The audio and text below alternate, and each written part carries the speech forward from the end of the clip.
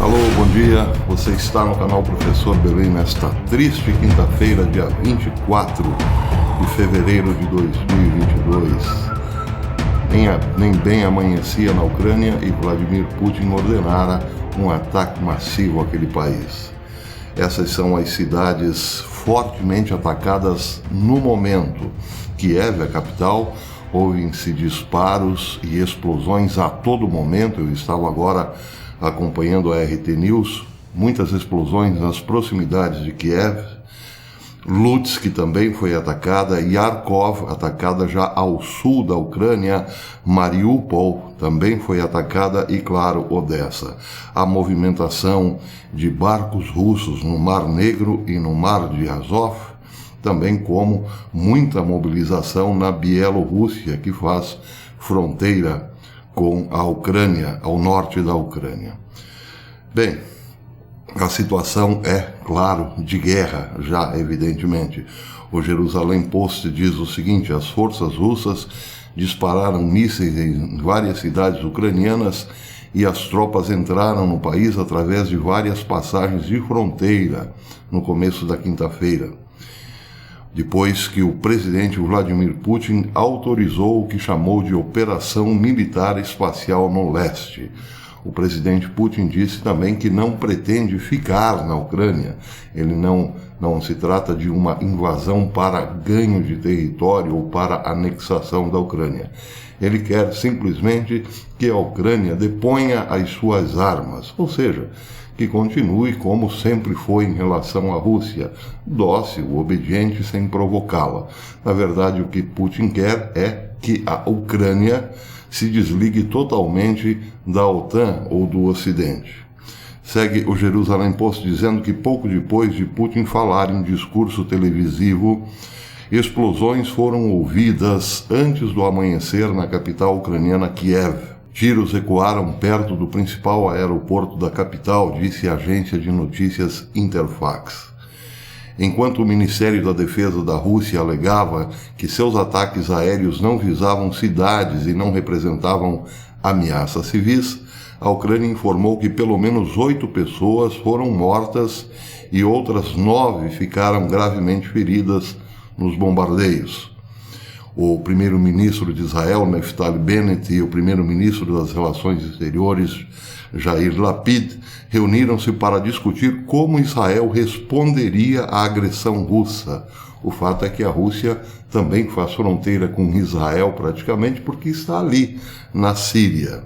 Espera-se que Israel dê uma resposta calculada, diz o Jerusalém Post, devido à necessidade de se alinhar com os Estados Unidos e a Ucrânia, mas, ao mesmo tempo, não incomodar a Rússia, já que essa está implantada ao longo da fronteira norte da Síria, ou da fronteira sul da Síria, norte em relação a Israel.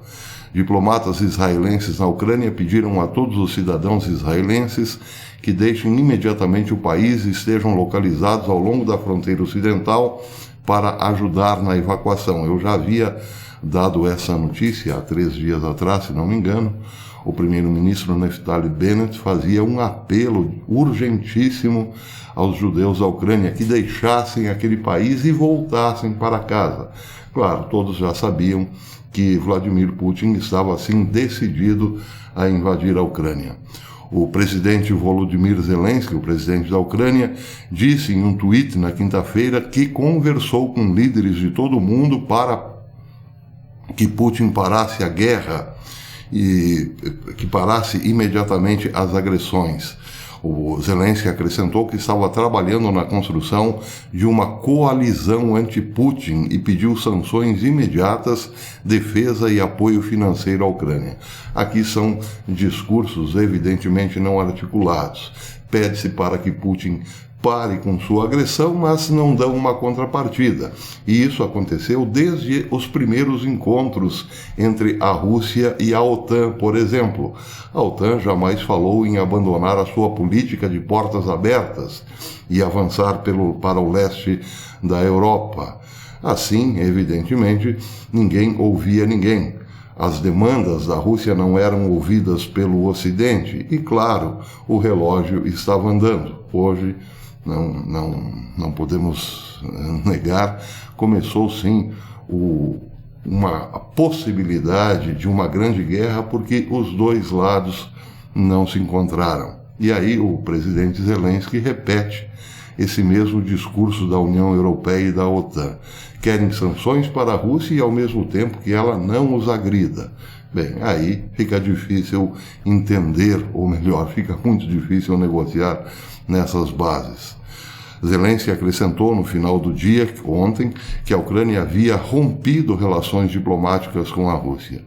Enquanto isso, a Ucrânia pediu à Turquia que feche o estreito de Bósforo e também Dardanelos para navios russos.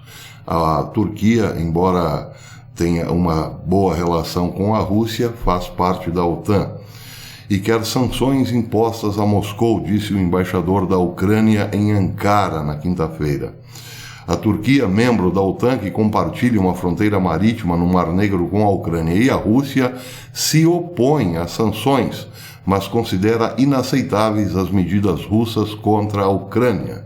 Sob o Pacto de 1936, Ankara tem controle sobre o estreito e pode limitar as passagens de navios de guerra se estiver ameaçada ou durante a guerra. Bem, aqui é preciso lembrar que a Turquia tem cerca de 150 mísseis com ogivas nucleares pertencentes à OTAN em seu território. Claro que esses mísseis não poderiam ser usados a bel prazer de Erdogan, por exemplo, são mísseis da OTAN, mas teriam que ser usados em parceria com a Turquia. Então a situação realmente da Turquia é um tanto quanto estranha. Ao mesmo tempo em que ela não tem nenhuma simpatia pelo Ocidente, menos ainda pela OTAN, faz parte da OTAN. Tem boas relações com a Rússia, porque em algum momento se uniram contra o Ocidente, principalmente nas questões do Oriente Médio, envolvendo Síria e também Israel. Então, o Erdogan é aquele líder que hoje, pode-se dizer sim, está com um pé em cada lado para, claro, negociar o que é de seu maior interesse a médio e longo prazo.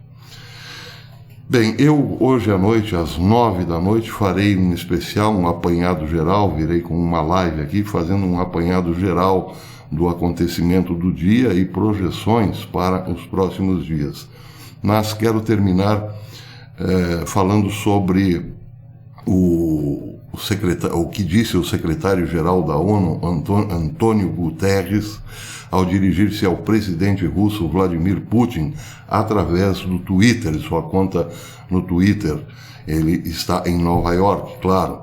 Ele disse: presidente Putin, em nome da humanidade, traga suas tropas de volta à Rússia.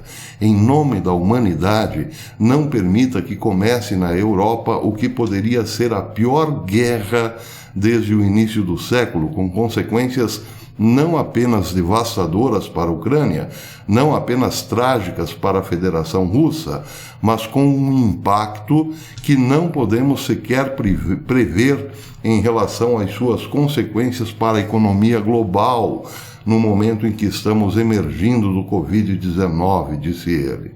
Então, aqui, ênfase ao em nome da humanidade. Pois bem, pergunto aos amigos, isso aqui é uma matéria de muita reflexão, evidentemente, mas pergunto aos amigos, existe hoje algum efeito nas palavras do secretário-geral da ONU evocando ou invocando o nome da humanidade, melhor dizendo?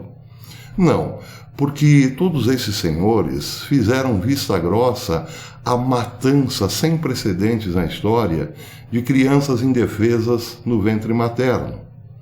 É como se todos estivéssemos com as mãos sujas de sangue inocente, pedindo algo em nome da humanidade. É preciso reiniciar, realmente é preciso, nesse caso, um grande reset. Reiniciar todo o complexo estrutural e cultural do Ocidente através de uma sólida moral, fundamentada, evidentemente, em valores eternos, como o cristianismo. primeiro precisaríamos rever todas as nossas culpas, todos os nossos pecados, para aí sim falarmos em nome da humanidade, ou quem sabe até mesmo em nome de Deus. Caso contrário, não pega, é apenas um discurso retórico. Ninguém está mais dando bola para ninguém, porque ninguém mais respeita ninguém. Um acusa o outro de ser ou ladrão, ou corrupto, ou assassino. E de fato parece, todos nós, todos esses grandes líderes, estão sim com as mãos manchadas de sangue. Daí porque seus apelos caem no vazio. Paremos primeiro a matança de crianças inocentes para depois falarmos em nome da humanidade. Esses apelos não chegam ao interlocutor, menos ainda a Deus. Um apelo que chegaria a Deus seria o do povo de Nínive, por exemplo, que pediu perdão pelos seus muitos pecados. Primeiro a Deus, para que depois as coisas aqui na terra se ajeitassem um pouquinho. Não é o caso. Esses homens todos continuam tentando impor ao Ocidente uma ditadura sem precedentes. Tentam fazer emplacar o sonho do bigodinho alemão no Ocidente. Aprovam leis injustas que massacram crianças nos ventres maternos aos milhões. E agora querem falar em nome da humanidade. Vladimir Putin, evidente, não é santo, mas eu disse aqui alguns dias atrás que ele seria um chicote na mão de Deus contra os pecados do Ocidente. E teve muita gente que deu risada. Ora, imagine, Deus servindo-se de alguém tão ruim como Putin. Bem, isso aconteceu inúmeras vezes na história. Basta ver, por exemplo, os duros caldeus levando o povo de Deus para o cativeiro. Sim, Deus serviu-se dos duros caldeus para repreender, puxar a orelha do seu povo. Pode ser que esteja acontecendo de novo agora. Nós precisamos rever as nossas ações antes de acusar Vladimir Putin de todas as culpas pelas desgraças que estão nos acontecendo. Bem, outra visão míope da realidade vem através da embaixadora dos Estados Unidos na ONU, senhora Linda Thomas Greenfield. Ela disse hoje na ONU que este ataque é culpa de Putin, só ele é culpado. Aí está um exemplo de como são os homens de hoje. Só Putin é culpado. Nós aqui somos santos. Nós aqui que mentimos, que fraudamos, que somos corruptos, que matamos crianças. Não, nós estamos de boa. A culpa é dele. Assim não dá. Não chegaremos a acordo nenhum. À noite eu volto lá pelas 9 horas com uma live para um balanço geral. Quero acompanhar, ver o que está acontecendo e como se desenrolará o acontecimento no dia de hoje. Espero vocês. Até depois.